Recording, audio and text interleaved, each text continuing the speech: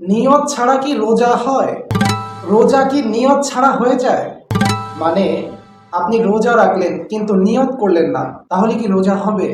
চলুন এই বিষয়টি জেনে নিব সহিহ হাদিসের আলোকে। রাসূল করিম সাল্লাল্লাহু আলাইহি ওয়াসাল্লাম ইরশাদ করেছেন, যে ব্যক্তি ফজরের আগে নিয়ত করেনি তার রোজা নেই। যে ব্যক্তি ফজরের আগে রোজার নিয়ত করেনি তার রোজা নেই।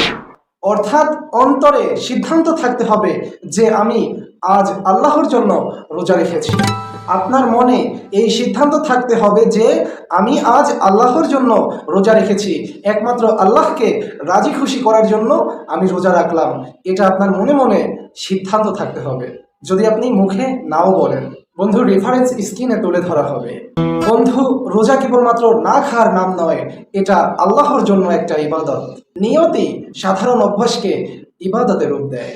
তাই বন্ধু, পরামর্শ হলো এটাই, এই হাদিস থেকে শিক্ষা পাই এটাই, প্রতিদিন রাতে অথবা সেহরির আগে মনে মনে অন্তত একবার হলেও বলো যে আমি আজ আল্লাহর জন্য, আল্লাহর সন্তুষ্টির জন্য আমি রোজা রাখছি।